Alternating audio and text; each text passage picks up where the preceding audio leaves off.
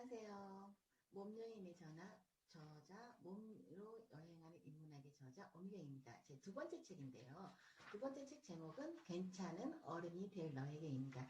제가 남중학교에서 아이들을 가르치잖아요. 그런데 학생들이 제가 영어 시간에 영어를 하면 successful, success 할 때요. 애들이 섹스에서만 굉장히 많이 웃음을 지어요. 그래서 제가 아이들한테 성이란 거에 대해서 한번 이야기를 해봐야 되겠다 하면서 영어 수업을 하면서 이런 성에 대해서 이야기를 하게 되었습니다. 제가 이 첫 번째 책, 두 번째 책에서요. 제가 이제 지금 오늘 읽어드릴 부분은요. 어떤 부분이냐면 머릿말입니다. 머릿말인데 시작하며에서 제가 오늘 한번 여러분과 함께 이야기를 나눠보겠습니다. 몸에 관한 관심은 자연스러운 것. 영어 선생님이 영어는 안 가르치고 성을 가르친다고요?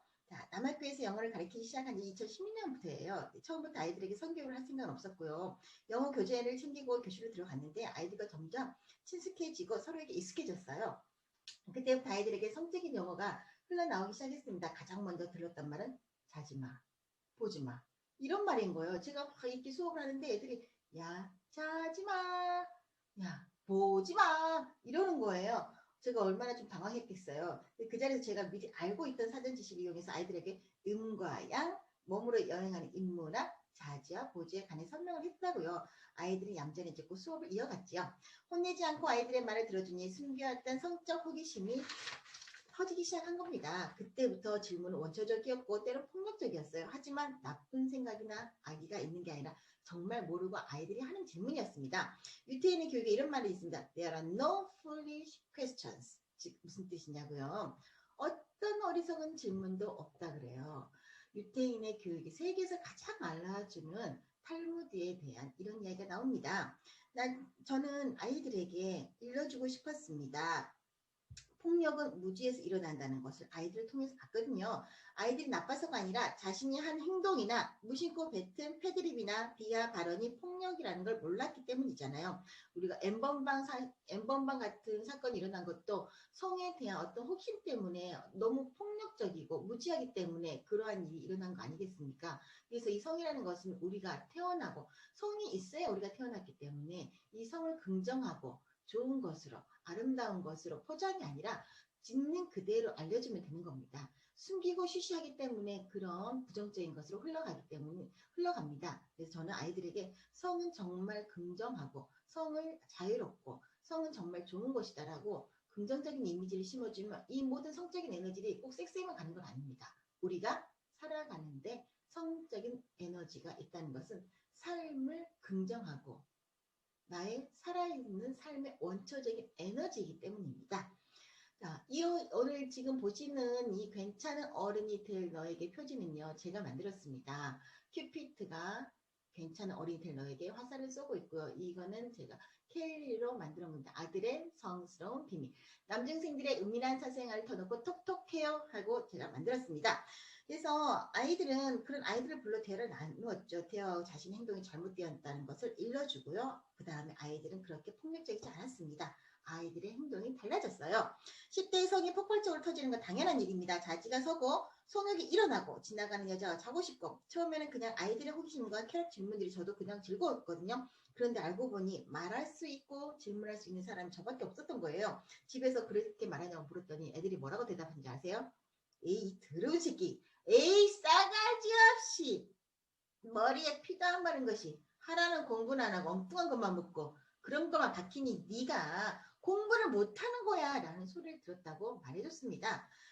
아이들의 질문에 저는 그렇게 책을 쓰기 시작했어요. 책에 있는 모든 대화는 사실 기반으로 이루어졌고요. 당황스럽고 충격스럽고 잊게 줄 수 있지만 하지만 이게 우리 아이들의 중학생 아이들, 남중생의 아이들의 현실입니다. 어쩌면 내가 그렇듯이 내 아이는 그러지 않을 거라는 착각에 빠진 부모님이 있으시거든요. 이렇게 말씀하신다고요.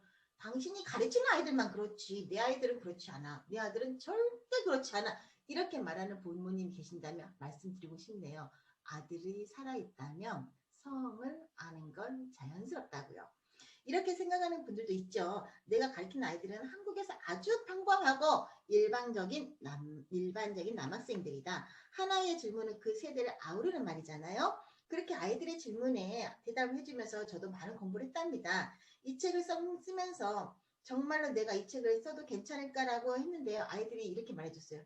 선생님 가르침 덕분에 우리가 바뀌었잖아요. 쓰세요. 아이들의 응원에 힘입어 책에 마침표를 찍을 수 있었답니다. 다음요. 성을 긍정하면 자유롭습니다. 성은 가장 원초적인 본능입니다. 삶의 에너지고요. 성이 없으면 우린 살 수가 없어요.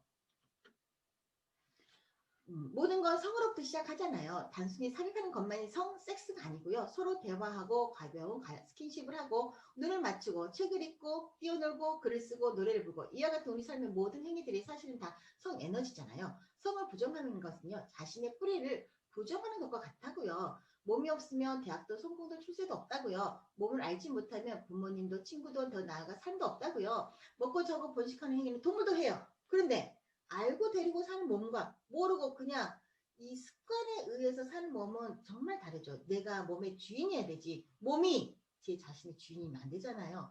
몸과 내 자신이 함께 가야 된다는 거죠. 그런데 제가 이제 아이들과 이야기를 하다 보니 어떤 아이들이 있냐면 야동을 봐야만 잠을 자는 아이들, 자해를 하고 사정을 해야만 잠이 든다는 아이들은 몸의 습관을 멈출 줄 모른다고요. 몸을 조절하고 절제하면서 균형 있게 산다는 건 몸의 주인이 자신임을 안다는 거죠. 몸의 습관에 따라 사는 삶은 달라요.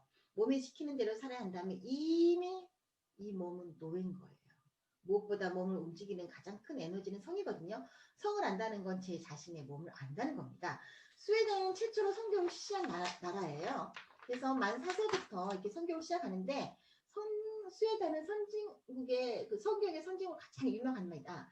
유네스코 국제 성경 지침서는 성경을 5세 때부터 시작하라고 권고하죠. 스웨덴은 모든 교과목에 성경이 들어가 있습니다. 따로 시간을 정해놓고 성경을 하지 않고요. 모든 교과목에 융합으로 수업 시간에 성을 자연스럽게 배우거든요. 예를 들면요. 과학 생물 시간이잖아요. 그러면 생식을 바탕으로 한 성평등, 성정체성을 하고요. 미술 시간에는 그림을 그리면서 성벌의 권력 관계를 얘기하고요. 사회 시간에는 성과 성평등을 바탕으로 한 인간관계, 체육 시간에는 타인의 접촉에 관한 개인의 선택을 배우는 식으로 이렇게 성교를 합니다. 또한 학생들은 콘돔을 쉽게 구할 수 있는 데다 무료예요. 의사 처방 없이도 피임약 구할 수 있어요. 그런데 우리나라는 어떻습니까? 학교에서는 성에 대한 그런 것을 실시하기도 하지만 물론 성교를 하지만 그 성교육은요 아주 생물학적인 그런 것만 보기 때문에 아이들에게 물어봐요. 성교육 시간 재미없다고 그래요. 스웨덴만큼 아니더라도 한국에서의 성교육은 어른들이 아이들의 성을 인정하는 것부터 시작해야 되지 않을까요? 왜? 어른들의 성을 인정을 하면 아이들의 성도 인정해야 한다는 거죠. 아이들의 성을 인정한다는 것은 그래 너 가서 해 이게 아니라는 거죠. 그래 너는 그럴 수 있고 그건 몸에 자연스러운 거야 라는 것이 바로 어른들의 관심이라는 거죠.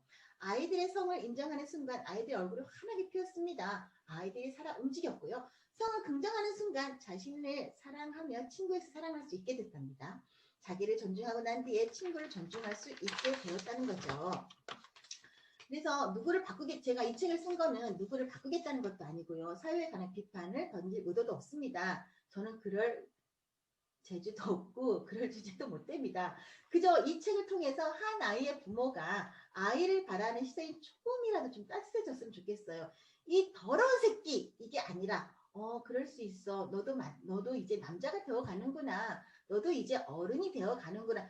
이렇게 엄마가 아빠가 아들의 성을 아니면 딸의 성을 인정해 준다는 거 아이가 자유했다고 매를 듣게 아니라 수건을 건네주는 부모가 있기를 바란다는 거죠. 인정이란 게 큰 게 아니거든요. 그랬구나. 그랬어. 어이구 그랬구나. 아는 대로 알려주고 모르면 함께 찾아서 같이 공부하는 거. 그게 그렇구나. 이렇게 웃고 넘어가면 되고 같이 이야기하는 게 바로 아이와 아이를 존중해 주는 게 아닐까요? 심각하고 무거운 이야기보다는 좀 즐겁고 가벼운 이야기를 하면서 여러분과 한번 이런 이야기를 나누고 싶네요. 그래서 질문은 아이들이 저한테 하는 질문은 호기심이 있고 관심이 있기 때문에 하는 거거든요. 몸에 관한 관심은 자신을 아는 첫걸음입니다. 몸을 대하는 태도가 행동이고 이 행동의 반복은 습관으로 나타납니다. 습관은 삶에 대한 관심으로 확장되면 곧 운명이 되죠. 몸에 대한 관심은 내 운명입니다. 바로 내 몸에 대한 주인이 되는 것. 바로 여러분의 성을 인정하는 겁니다. 오늘은 머릿말을 했고요. 다음 시간에는 1편부터 나가겠습니다. 감사합니다. 다음에 봬요.